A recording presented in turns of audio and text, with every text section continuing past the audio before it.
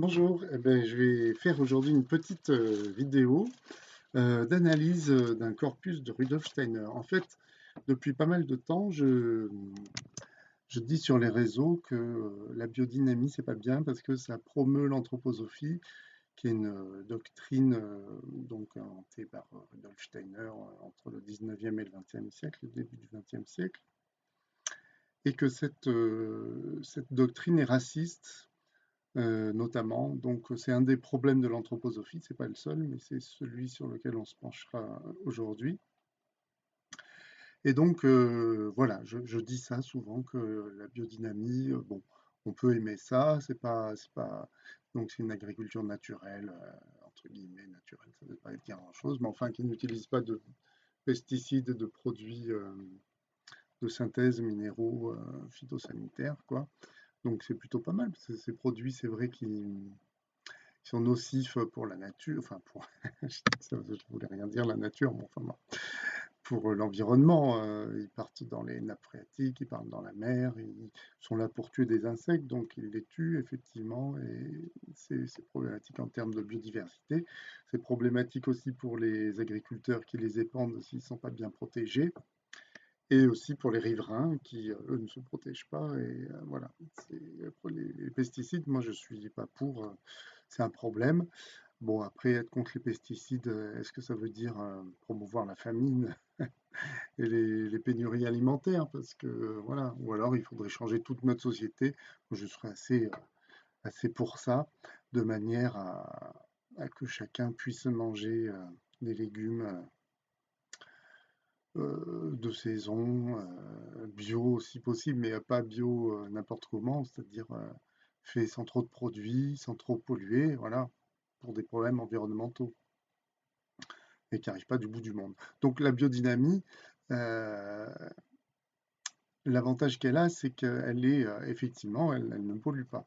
L'inconvénient qu'elle a, c'est que bon, c'est une série de recettes magiques de Rudolf Steiner qui ne servent à rien, qui n'ont pas d'effet sur l'environnement, sur les plantes, hein. Donc, je ne me contredis pas, je dis simplement que c'est des recettes qui n'ont pas d'effet, mais qui demandent de ne pas utiliser de pesticides. Donc, les pesticides pas utilisés, c'est plutôt bien, en tout cas dans l'objectif, si on a pour objectif de ne pas les utiliser, bon, voilà. Tandis que les recettes de Steiner, 500, 501, 502, bouse de corne, silice de corne, voilà, mésentère de vache et vessie de cerf et à qui les millefeuilles dedans, ça sert à rien. Mais bon, ça c'est pas un problème non plus, on peut très bien faire des trucs qui servent à rien. Bon, ça utilise des résidus d'animaux, des cornes, des mésentères, des vessies, des crânes d'animaux domestiques. Euh, on peut sacrifier des mulots aussi en fonction de l'astrologie. Voilà, donc ça c'est pas terrible non plus. Après, les animaux, il en meurt beaucoup dans nos abattoirs tous les jours, donc c'est un problème si on est vegan et si on veut manger de l'agriculture biodynamique. Par contre, bon ben, faut pas manger biodynamique si on est vegan, ça c'est clair. Non, le problème de la biodynamie, c'est qu'elle fait la publicité pour l'anthroposophie, puisque l'anthroposophie euh, c'est la maison mère de la biodynamie. Si vous voulez, la biodynamie, c'est une agriculture qui est issue de la doctrine anthroposophique. Les concepts de la biodynamie, les recettes de la biodynamie et tout ce qu'elle met en œuvre est issu de l'anthroposophie. Donc on ne peut pas séparer les deux. On ne peut pas dire, ah oui, mais moi je fais de la biodynamie, mais je m'en fiche de l'anthroposophie. Parce que quand on fait de la biodynamie, on fait de la publicité pour les concepts et la doctrine de l'anthroposophie, et on finance l'anthroposophie, puisque pour faire de la biodynamie, il y a un label Déméter, et un label biodivin aussi pour la viticulture. Ces labels bon, bah, donnent de l'argent à l'anthroposophie, puisqu'il y a une partie qui va là-bas. Et puis il y a des formations qui sont prodiguées par les maisons de l'agriculture biodynamique. Et puis il y a des produits, donc les préparations. Si on ne veut pas les faire soi-même, on peut les acheter aussi. Et tout ça donne de l'argent à l'anthroposophie. Donc quand on fait de la biodynamie, on fait de la publicité et on donne de l'argent à l'anthroposophie. Donc de fait, on diffuse l'anthroposophie. Ce qui n'est pas forcément un problème en fonction de ce qu'est l'anthroposophie. Alors, qu'est-ce que c'est que ça? Donc moi, là, je voulais me concentrer sur le racisme, parce que effectivement, je dis qu'il y a du racisme dans l'anthroposophie, et ça choque beaucoup les anthroposophes qui, je leur concède, ne sont certainement pas racistes. Et je n'accuse pas les anthroposophes ou certains anthroposophes ou les gens qui font de la biodynamie à plus forte raison d'être racistes.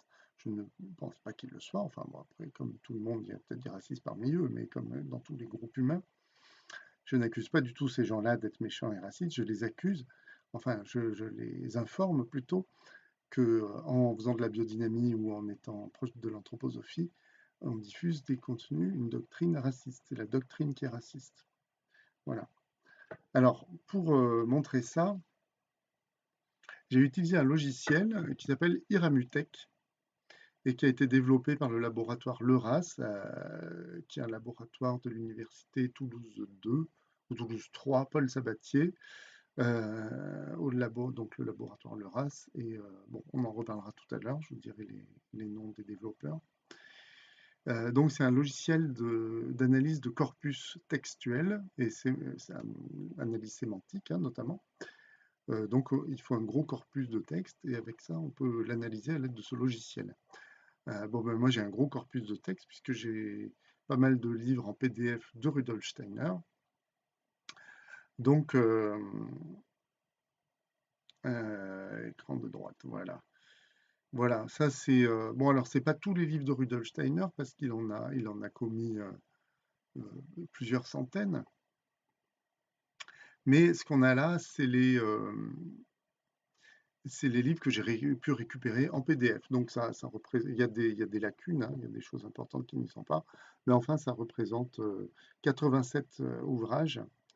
Donc déjà un bon corpus bien roboratif qui s'étale sur toute la vie de Steiner et qui explore quand même pas mal de thèmes qu'il a explorés dans ses conférences. C'est principalement des conférences qu'il a données, qui ont été retranscrites et traduites. Donc il y a peut-être des petites erreurs euh, sur certains termes, mais globalement, je pense qu'on a une idée assez fine de ce que voulait dire Steiner quand on a lu ces 87 tomes. Voilà, donc ça c'est mon corpus. Alors, tout d'abord, on va s'intéresser quand même à l'anthroposophie en général, parce que c'est pas juste de s'intéresser qu'à un seul thème sans voir ce qu'elle dit par ailleurs. Donc voilà, ça c'est un nuage. Alors voilà, là j'ai un nuage de mots issus de ce corpus, extrait par le logiciel Iramutech. Donc Iramutech, interface R pour les analyses multidimensionnelles de textes et de questionnaires. Un logiciel libre, donc vous pouvez le télécharger sur le site comme je l'ai fait, est construit avec des logiciels libres. Donc Iramutech est développé au sein du laboratoire LERAS. Iramutech est soutenu par le LabEx SMS. Et il a été développé par Pierre Ratineau avec l'appui de Pascal Marchand. Voilà, alors je ne pense pas qu'on voit. Est-ce que je peux zoomer comme ça là? Voilà. Hop, voilà, Iramutech. Donc il y a un site hein, qui est très bien fait, avec un mode d'emploi. Moi j'ai utilisé ça, et puis vous voyez, j'ai réussi à faire des choses. Bon, je ne suis pas du tout un pro d'Iramutech. Voilà, je suis qu'un pauvre auteur de bande dessinée qui ne dispose que d'un master en littérature. Et encore, j'ai pas tout dit, c'est littérature et bande dessinée. En fait, j'ai un master bande dessinée. Mais c'est un master de recherche. Je dis ça parce que j'ai une polémique avec des anthroposophes. Il y en a un qui m'accuse de ne pas être crédible parce que j'ai pas une thèse. C'est ridicule. C'est pas grave. Donc, ce corpus. Alors, ce qu'on voit, c'est que il y a un thème qui se dégage fortement de l'anthroposophie, c'est l'homme. Effectivement, l'homme, c'est ce dont parle Rudolf Steiner dans tous ses bouquins. Je zoome un peu le nuage de mots. L'homme, le monde, le corps, l'humain, voilà. Effectivement, pour Rudolf Steiner, en fait, l'homme est au centre de la création, c'est une création, hein, et au centre de tout. Hein. Tout est fait pour l'homme, dans le but de son évolution spirituelle. Voilà. Et en fait, la nature, tout ça n'a pas grande importance. Ce qui est important, c'est l'homme qui atteigne la divinité. Alors, on voit homme, là, puis on voit autour âme spirituelle, devenir, conscience, connaissance, voilà. Bon, on peut dire aussi, bah, c'est un humaniste, hein, très bien, parfait. Hein. exister, soleil, expérience. Alors on voit Christ, éthérique, voilà. Donc c'est l'homme et puis la spiritualité qu'il y a autour, en fait. Les thèmes qu'aborde Rudolf Steiner, j'ai aucun problème là-dessus. C'est des thèmes intéressants. On a le droit de. Moi, je suis athée, hein, mais on a le droit tout à fait d'avoir une spiritualité et de considérer que, voilà, hein, moi, j'en sais rien s'il y a un Dieu finalement. Ça me paraît peu probable, mais pourquoi pas, hein, on a le droit. J'ai pas de. Voilà. Donc ça, c'est le nuage de mots anthroposophie. Hop. Alors, exemple de termes significatifs pour chaque ouvrage du corpus. Ça, c'est juste pour vous montrer un peu comment fonctionne Hiramutech, par pur intérêt. Donc, vous voyez, là, c'est par ouvrage, en fait, pour les 80 ouvrages, il met les termes, les termes les plus fréquents. Donc, pour agriculture, donc le cours aux agriculteurs, on a terre, plante, force, voilà. Pour chronique de l'Akasha, on a corps, humain, homme, force physique, esprit, voilà. Pour âme des peuples, on a homme, voire monde, influence spirituelle. Bon, voilà, écoutez. Et son autobiographie au monde spirituel. Donc, bon, voilà. Donc, ça ne présente pas un intérêt formidable pour mon développement là, mais je trouve intéressant de vous montrer ça. Plus intéressant, Hiramutech les, euh, nous classe tous les termes par classe, justement, donc par grand thème finalement. Alors, il nomme pas les thèmes, mais nous, on peut le faire. Donc, on voit qu'on a. En fait, il sépare aussi par distance donc les thèmes qui sont rassemblés entre eux. Donc, on voit qu'on a un thème corps et nature. Donc, on a un thème religion, spiritualité, sciences et société. Le thème corps et nature se décompose, je ne sais pas si on voit bien, en deux sous-classes, corps organique et description de la nature.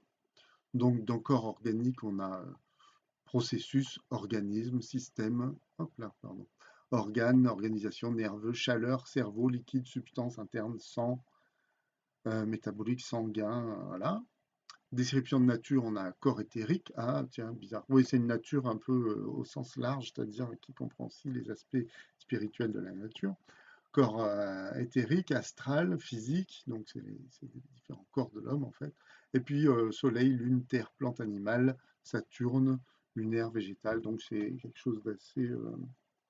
Donc c'est la nature au sens large, hein. D'ailleurs, c'est moi qui ai rajouté ces descriptions, c'est peut-être pas les meilleures. Donc la classe religion, spiritualité, sciences et société. On a une classe récit religieux, où on nous parle également de religion, donc religion chrétienne hein, apparemment. On sait que l'anthroposophie agrège, de par son ancêtre théosophique, donc l'anthroposophie vient de la théosophie, qui elle agrégé tout ce qui était bouddhisme, hindouisme, beaucoup d'éléments orientaux, aussi des trucs, mythes égyptiens. Mais là, l'anthroposophie, il y a ça, mais c'est surtout Christ, mystère Jésus, Golgotha, christianisme, chrétien. Voilà, après on a civilisation, Europe, père initiation. Après on a des trucs qui commencent à venir un peu plus rigolos. Post-atlantéen. Et à la fin, on voit pas parce qu'il y a ce bidule là qui m'énerve. Bon, ça va pas s'en aller. C'est pas grave.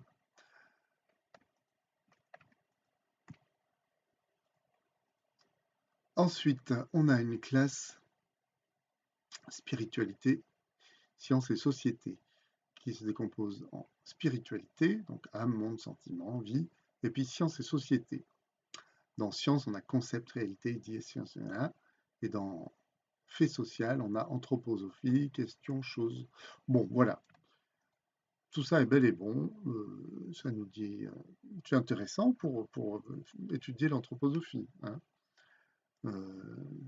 Et personnellement, je trouve ça plutôt de bonne loi. Enfin bon, pareil, moi je ne m'intéresse pas tellement à la religion et à la spiritualité, mais on a le droit de le faire.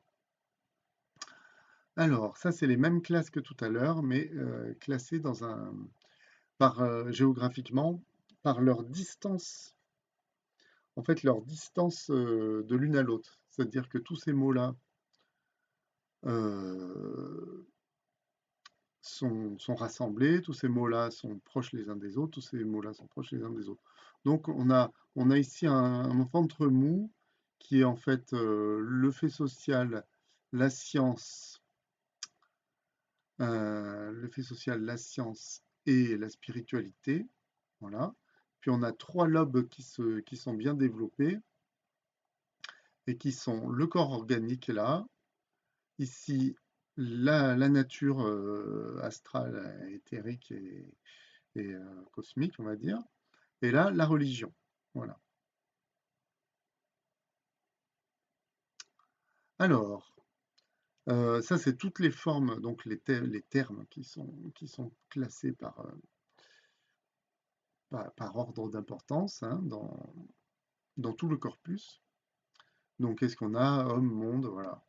Ça commence par ce qu'on a vu. C'est la même chose que le nuage de mots, mais sous forme de tableau. Et je vous ai montré ça parce que je vais m'intéresser maintenant à celui-là, le 675e, qui est la race.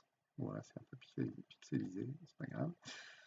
Donc, vous allez me dire, c'est un peu gonflé de s'intéresser au 675e, alors qu'il y a tous les autres avant.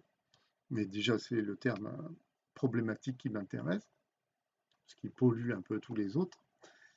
Et d'autre part, vous voyez que en fait, c'est pas du tout un des derniers, parce que là, à droite, il y a tous les termes aussi, mais en un seul ascenseur. Et là, vous voyez que race, c'est tout en haut de l'ascenseur. Donc, encore que je descende tout, en fait, là, on a l'impression qu'il est à la fin de la liste, mais c'est une fausse impression. C'est juste parce que j'ai pas mis le reste de la liste qui serait encore beaucoup plus long, quoi.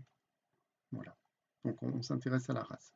Alors, pour s'intéresser à ça, j'ai regardé quels étaient les ouvrages qui comportaient le mot race. Donc, toujours par Iramutech, hein, j'ai fait une opération qui me permet de cliquer sur un mot et puis de voir quels sont les livres qui en traitent dans le corpus. Donc, dans mes livres, dans mes PDF que j'avais, j'ai trouvé que ceux qui traitaient de la race, c'était les chroniques de l'Akasha, les conférences sur les couleurs des humains en 1923, des conférences du 24 juillet à Dornard aussi. Donc Dornard, c'est en Suisse, c'est là où il y a le Goetheanum, donc le siège de la Société anthroposophique universelle. En 1908, l'Apocalypse. En 1907, les races du mal. En 1900, j'arrive pas à lire, 15 peut-être ou 45. Non, 45, certainement pas. Donc, peut-être 25, c'est l'année de sa mort. Théosophie et races humaines, peut-être 1905. Là. Ok, en tout cas, ça va de 1904 à 1923. Donc, ça court sur au moins 20 ans. Donc, c'est pas un truc qu'il a dit à un moment de sa vie, puis qu'il aurait renié par la suite. Hein. C'est un thème qu'il a exploré toute sa vie, Rudolf. Alors voilà, c'est la même chose que tout à l'heure, les classes. Alors, je sais que c'est un peu pénible parce que je dis les mots, mais là, ça va être un peu plus épicé. Euh, mais seulement pour ce sous-corpus qui parle de race. Donc, 1, 2, 3, 4, 5, 6, 7. C'est 7 bouquins-là. Voilà. Alors, on a donc, vous voyez toujours que les classes sont triées de façon arborescente. Donc, on a forcément, on a guerre et civilisation d'une part, et puis après, on a une autre classe qui est composée de 4 sous-classes, généalogie, famille, humanité, évolution. Donc, on va prendre guerre et civilisation. On a guerre, petit, blanc, sixième civilisation, tiède, air issue, atlantéenne, survie, nation, et puis jaune, moyen, masse. Ok. Ce qui m'a fait nommer ça guerre et civilisation, c'est guerre, et puis civilisation, et puis atlantéenne. Voilà. Et ensuite, l'autre sous-classe, elle est divisée en cette classe-là, animal, progressé, élevé, inférieur et fort, méchant, condamné, laideur, instinct, incarné, forme arriérée, éliminé, laissé sauvage. Donc ça évoque des choses. Déjà, j'ai appelé ça évolution, parce qu'on a animal, méchant, laideur, condamné, bon. Et, bon, en tout cas, ou alors ça serait plutôt animal, méchant, je sais pas. Et une autre sous-classe qui est la généalogie. Donc là, on a un troisième développement principal, quatrième état occulte, les Muriens qui est là aussi, les Muriennes. Et puis voilà, après on a, je me souviens, sans me vouloir, excusez-moi, j'espère que vous n'avez pas trop le mal de mer là. On a 100 familles, peuples, tribus, liens par les siècles raciales. Voilà. Ah, salut John, c'est une session Twitch. En fait, je m'en sers pour faire une petite conférence là. Donc j'espère que tu vas bien. Aujourd'hui, je parle d'anthroposophie et de racisme. Donc j'utilise un logiciel, hein, voilà. Excuse-moi, j'avais même pas vu que j'avais un spectateur sur le chat. En fait, j'enregistre ça et je la mettrai sur YouTube après. Alors, et on a une dernière classe qui est humanité, homme humain, différent, éthérique, rencontré. Voilà. Donc on va voir ça sous forme graphique, ce que ça nous donne. Ok. Bon, c'est un peu de la science, hein, alors c'est un peu pénible, mais c'est la science, c'est pénible. Voilà. J'aurais dû synthétiser, mais bon, j'aime bien parler, puis lire des mots, ça m'amuse. Donc on a, comme on l'avait vu là, ces deux classes-là qui sont les classes principales. Donc animal condamné, élevé, présé là, que j'avais appelé évolution, mais qu'on pourrait appeler animal. Et puis la guerre de civilisation là. Et après les histoires de famille, de généalogie et de sang, c'est un peu mélangé ici. Ok.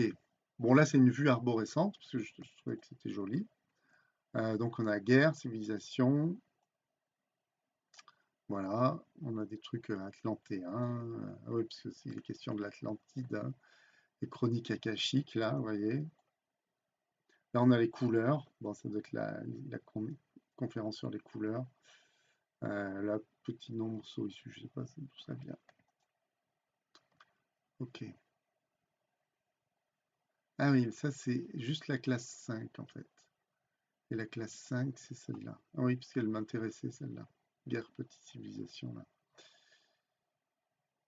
Et la classe 4, parce que c'était les deux classes principales, donc celle de l'animal méchant. On a forme, animal, homme, âme. Hop. On a le Christ, christique purifié. Là, on a le karma. Et là, qu'est-ce qu'on a? L'abîme, la laideur, le sauvage. Bon. Alors maintenant, on arrive à la partie intéressante parce que tout ça, c'est des mots organisés. Bon, ça peut nous suggérer des trucs, mais on ne sait pas trop ce que ça veut dire finalement. Donc un des intérêts du logiciel, c'est qu'il nous permet de sélectionner des phrases et des passages les plus significatifs d'un corpus en fonction des mots qu'on regarde aussi. Ah, donc, segments les plus significatifs des textes de la classe 4, éléments problématiques surlignés.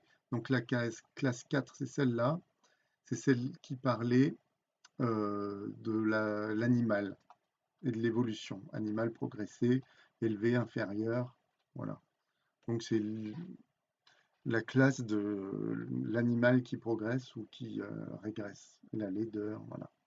Donc qu'est-ce que ça nous dit en fait, ces trucs-là? Donc ça, c'est les passages les plus enfin non, c'est les passages les plus significatifs et ce qui moi me semblait problématique, je l'ai surligné. C'est moi qui surligne là. Donc le premier texte, c'est l'humanité a donc progressé en se débarrassant de ses formes inférieures et s'est purifiée et elle s'élèvera encore en éliminant un nouveau règne, celui de la race des méchants. Voilà. La race des méchants aux instincts sauvages, là on lit.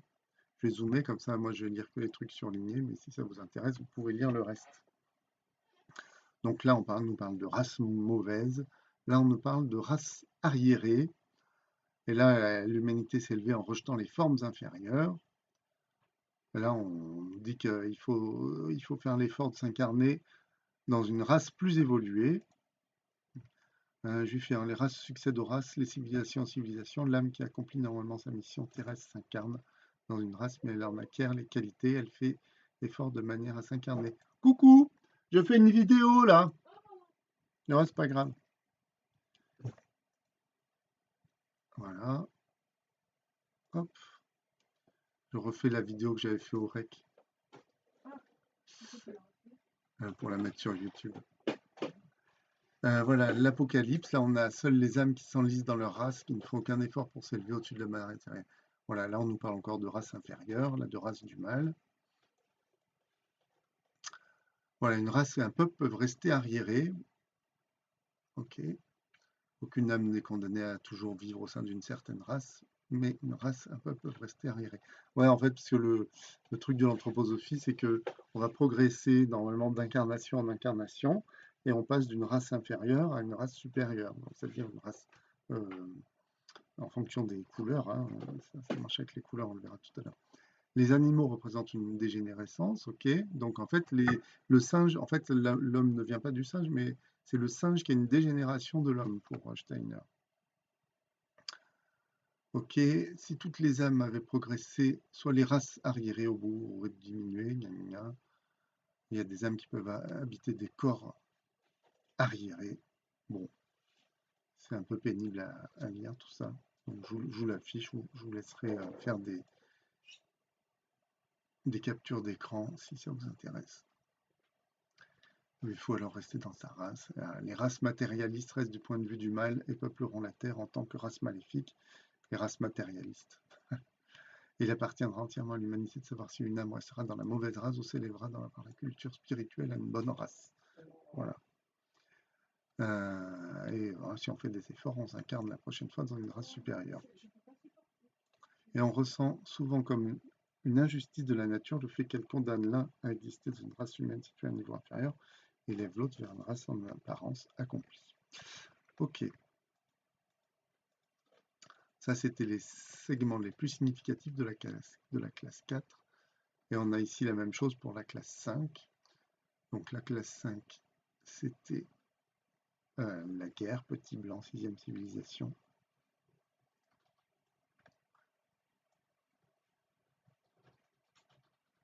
Et les éléments problématiques, bon, c'est toujours la même chose. Hein. Alors là, les races lémuriennes, là, parce qu'en fait, pour Steiner, on a des ancêtres lémuriens, puis atlantéens, puis après, je me souviens plus, là vous l'avez dans Cosmobac, si vous voulez.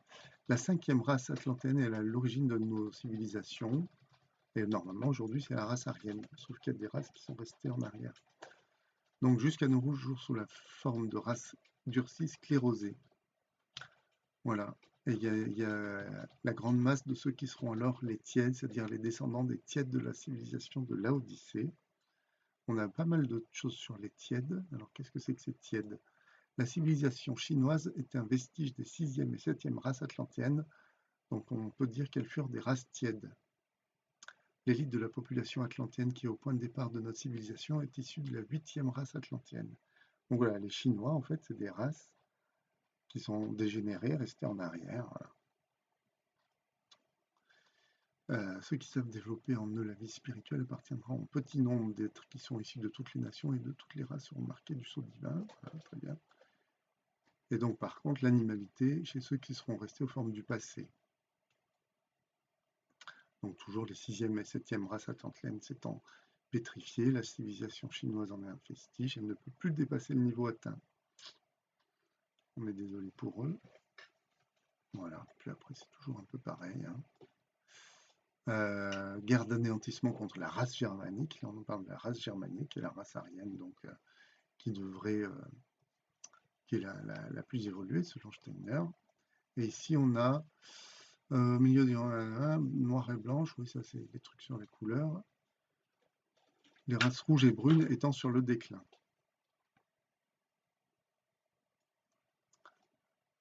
J'ai presque fini, on me dit que c'est difficile à entendre. Je veux bien. Voilà. Donc l'élite de la population atlantéenne qui est au point de départ de notre civilisation, donc qui donne la race aryenne. guerre d'anéantissement contre la race germanique, signant la paix mais ensuite haine à mort, préparatif de guerre sans répit, alliance avec celui qui se présente comme un commandement illimité vis-à-vis de toutes les mesures prises par les Russes, guerre d'anéantissement contre la... Oui, là je pense que c'est des bouts de texte qui sont des titres de chapitres. Donc parce que voilà, pour Steiner, la Première Guerre mondiale, c'était un truc d'anéantissement contre la race germanique faite par les forces du mal, donc les forces lucifériennes et surtout arimaniennes, pour empêcher la race aryenne de dominer le monde. Il existe des races, la noire, la rouge, la jaune, la blanche, primitivement liées à certaines régions terrestres. Voilà. Et la bonne race se lèvera et cette race s'emportera dans le futur.